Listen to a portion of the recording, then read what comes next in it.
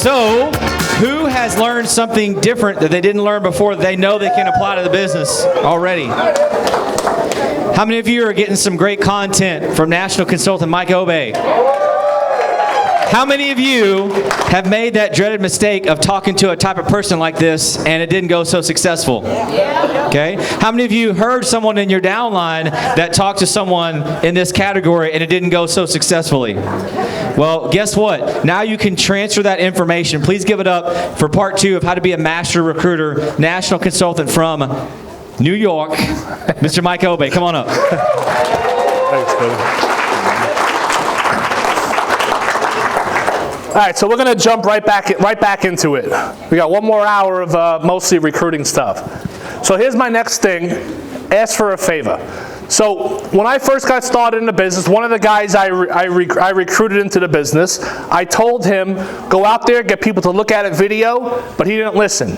So he went and called up a friend, Steve. He's a mutual friend of ours. And he called up Steve and went to give Steve a presentation over the phone, told Steve all about Ambit, and Steve told him no. I didn't know that he approached Steve. So I had Steve on my list. So I go and call up Steve one day. I'm like, hey, Steve, how you doing? I just got started in a part-time business. I'm excited about it. He goes, let me guess, Ambit Energy. So how'd you know that? And he goes, oh, well, so-and-so told me all about it. I'm like, oh, man. So somebody else ruined it for both of us, right? So I go to say, Steve, like, listen, you gotta meet with me. Let me show you the presentation. He's like, Mike, I'm not really interested in it. You know, I got a really good job, and I don't want to go out there and have to get customers and build a team. It's just not for me. Guys, I told you before, I'm relentless. I don't give up. I'll do whatever it takes to get someone to look at the presentation. If they say no, I don't follow up. I just move on to the next person.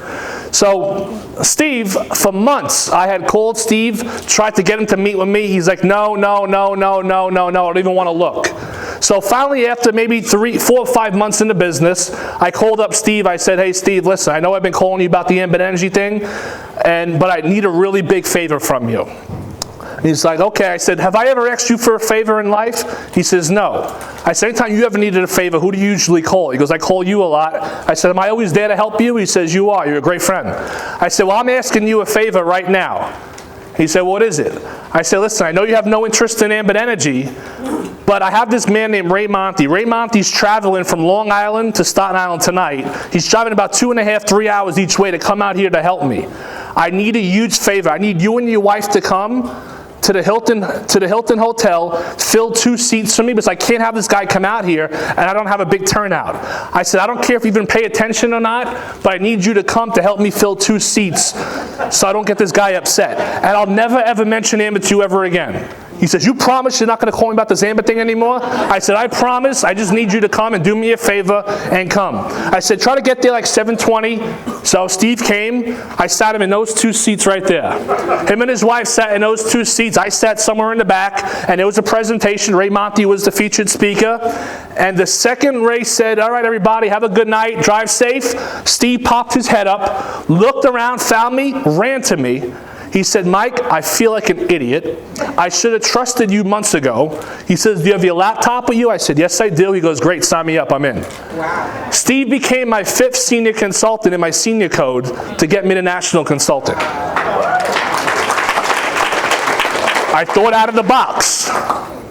My objective was to get him in front of the presentation. I knew he was going to pay attention, at least somewhat. And when he came there and he's seen maybe 70 people in the room, he heard people standing up when they said, well, the RCs stand up, the SCs stand up, and people started saying, I'm a doctor, I'm a school teacher, I'm a fireman, I'm a cop. All that stuff with the whole presentation made him realize it was real.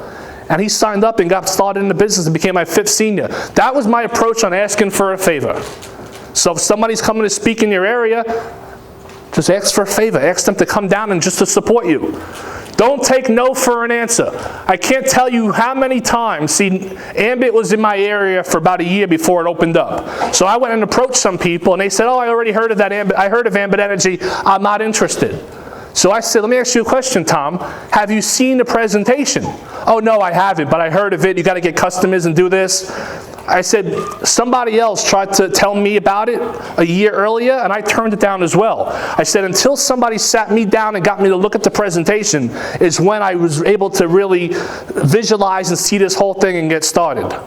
I said, listen, I don't care if you join or not. I really don't, but I do care that you take a look at it. I said, do you trust me as a friend? Do you value my friendship? Yeah, I do. Well, then just give me 20 minutes of your time and let me sit down with you and share this with you. I don't care if you join. I don't care if you tell me no.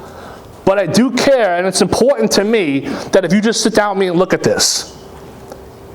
I don't take no for an answer, and I got people to look at it. Some people said, oh, looked at it, don't bother me again. Okay, that's it, I'm done. I had told other people, listen, I don't care if you join, but I'm not going to stop, and I joke around with my friends, I joke around with them saying, listen, John, I'm not going to stop calling you about this until you look at it. I'm going to call you at 4 in the morning until you agree to look. So do you want me to call you every day, or you want to get it over with now? It's 20 minutes. All right, I'll do it already. But that's in a joking way that people I have a good friendship with, but I get them to see it. That's all I do. Some people, I drive to their house, I'm a big guy, and I block the door. I said, now you can't leave until you look at it. I'm joking. But whatever way to get people to look, that's all it is. And guys, realize that some people are going to say yes and some people are going to say no. If they say no, who cares? Move on to the next person. Not everybody is recruitable. Solution-based recruiting. So I mentioned before, finding out people's pain. So I was out to dinner with my girlfriend at the time, and she was pregnant, and after dinner, we were at a restaurant, and I had stopped to talk to somebody I knew, and the guy next to me said, oh, congratulations, your girl's pregnant, and we just started talking. This was a complete stranger to me. So he congratulated us, and then we just started talking. He was a nice guy, and I was being nice back, talking to him, and after a while, he just got into business, and I found out his name, I found out where he was from. I said, well, what do you do? He's like, well, right now I'm between jobs, and I used to have a business, and it didn't go well, and I lost my business because my partner messed up, and I want to get back and open up a food truck one day. And I just gave him some of my advice. He said, I told him I had ice cream businesses, I was in the mortgage industry, I owned real estate. And then he said to me, hey, can I get your number? You sound like a really nice guy that maybe I could call you sometime and pick your brain about business. And I knew everything that was going on. So he called me the next day. He said, hey, this was Danny from yesterday at the place. You think I could buy you lunch? We can get together and I can just talk to you more about some business. You seem like a really nice, helpful guy. I said, yeah, sure. So I went there, I gave him advice on business and opening up a food truck and all sorts of things and what I thought about it. And then he said to me, like, how do you have all this free time and how do you do this? I said, well, besides owning the ice cream store, I have a part-time energy business that's given me the freedom and flexibility to do whatever I want. And we got to a point that, see, I found the pain. I found that he lost his business. He was in between jobs. Things weren't going great. He had bills to pay. He was getting kicked out of his apartment. And I gave him a solution. So the more you talk to people, the more you're going to find out what their pain is. And once you find out that pain, you could then provide them a solution, which is Ambit Energy. See, guys, it's not easy. If somebody works 50 hours a week at one job and they want to get a second job, it's pretty challenging because they need to coordinate those new hours with their existing full-time hours and try to fit it in to make it all work and sleep and raise a family. But Ambit, your time can be flexible. You can work Ambit on your lunch break. You can work Ambit to and from your job. You can do it whenever you want to do it. And it can make, for $100 to get started, the returns that you can make. It's an attractive business for somebody to get into, right? And we all know that, but we're all here today. So that's solution-based recruiting. Find out their pain, talk to people, ask questions. And a lot of people say, oh, my kids are 16 years old and college comes up in 2 years. I don't have any money yet for them. Well, hey, if you keep doing what you're currently doing, will you be able to save money in the next couple of years? No. Well, you need something different. Let me share with you what I'm doing that gives me all the time and freedom and flexibility to do things. Recruiting in different areas. Now, I've recruited well over 300 people into the business, and I would say 90% of them came from where I live in Staten Island. Right? Staten Island is tiny, guys. It's a little bit bigger than this room. No, it's 7 miles by 14 miles, right? So I was in Disney World 3 weeks ago with my kids, and I'm saying, this place is big. And I looked up, Disney World is about 80% of the size of Staten Island. So that's Staten Island. So I built my business all the way to EC and NC just from mainly recruiting and building in Staten Island. But from the Staten Island people, I had people grow into now like probably about 40 different states, and it all came from mostly Staten Island. But as my team started expanding into different areas, when I went to Maryland, Pennsylvania, Rhode Island, Massachusetts, I recruited people in different states. And I'll tell you how I did it, and it's pretty simple, because I do things natural. I don't go into a new state and walk around the mall and try to solicit people. I don't want to be that guy. I don't want to be that annoying, salesy, sleazy guy. That's just not me. I don't feel comfortable doing it, and nor do I want to do something like that, and it's going to have a very low percentage of people to join. So I go to a different area. I'll give you one, my friend Frank in Rhode Island. Frankie's my friend now. So I go to Rhode Island, and I'm up there, and there was a football game on. New England was playing somebody else. So I walked into his establishment. It was at a bar, a restaurant, and I said, oh man, I missed the beginning. How did they score the touchdown? He says, oh, well, so-and-so threw a pass. Brady hit this guy for a pass. Oh, I said, cool. I said, hey, are there any good sushi places around here that you could recommend? And he says, yeah, so-and-so, this place over here. He says, why, you're not from around the area? I said, no, I'm not. I live in actually New York City, but I'm up here for business. He goes, oh, what type of business do you do? And that's what I want out of that conversation. I wanted to get the person to like me a little bit first, ask some questions. So I said, well, back home I have a full-time, I own a Carvel ice cream store is my main thing, but I have a part-time energy business that just expanded into your area, and I'm actually up here building a team, helping people make money on a part-time basis. And so I'm like, how's this going? And he's like, what do you mean? Hold on, you're up here with a company that just opened, and it's the fastest growing company, and you have a part-time business? I get them asking me questions about what I'm doing. And rather than me trying to pitch them and sell them, I'm just responding back to them and saying, well, yeah, it's a company that, it's an energy company. We help people get free electric and free gas, and I make money by doing it. And then usually their facial expression tells it all. And I said, why, do you ever look for other ways to make money besides working here in the bar? Yeah, of course. I said, well, listen, I know you're real busy right now, but let's get together tomorrow. There's a coffee shop right over here. Let's meet for lunch, and I'll meet him the next day and show the presentation. But that's all I do. I find different ways to meet people and do it such naturally. So I mentioned before, I love the word part-time energy business. And I always use it in part of my vocabulary talking to people. I talk to people naturally and get them to ask me what I do for a living. And once they say, what do you do? Always mention your current job first. So if you're a police officer, say I'm a full-time police officer, but I have a part-time energy business. I'm a full-time school teacher, I have a part-time energy business. I'm retired from the fire department, but I have a part-time energy business. See, people here, if you say I'm a part-time construction worker, I'm a part-time realtor, people have heard about that. They know what it is.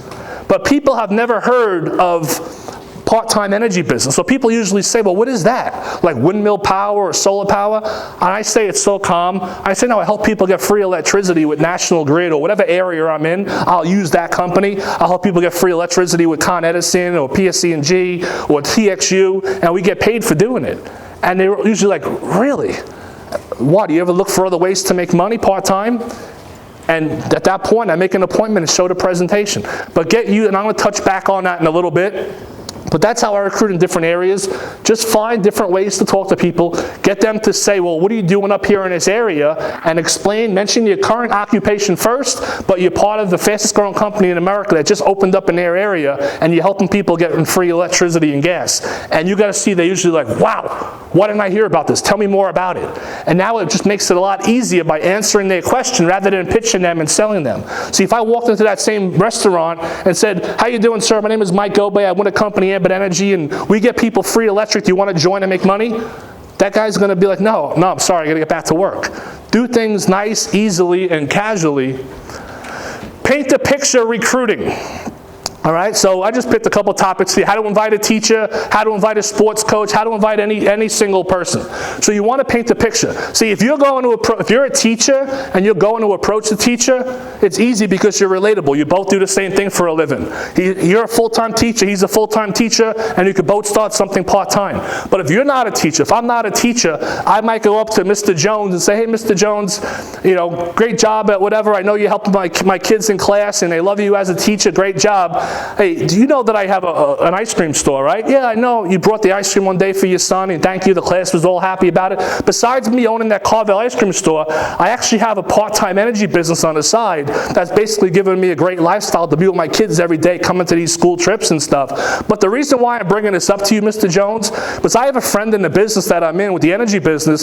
His name is Dan Bowie. He was a school teacher just like you are, and he was trying to make ends meet, but he got started in a part-time business like I do, and now it's totally changed his life. He's a full-time dad of 3 little children, and he has a great lifestyle from it. So the reason why I thought of that was because I know you're a school teacher as well, and it's helped Dan Bowie tremendously. Do you keep your options open to looking at something to do part-time on the side if it didn't interfere with what you're doing?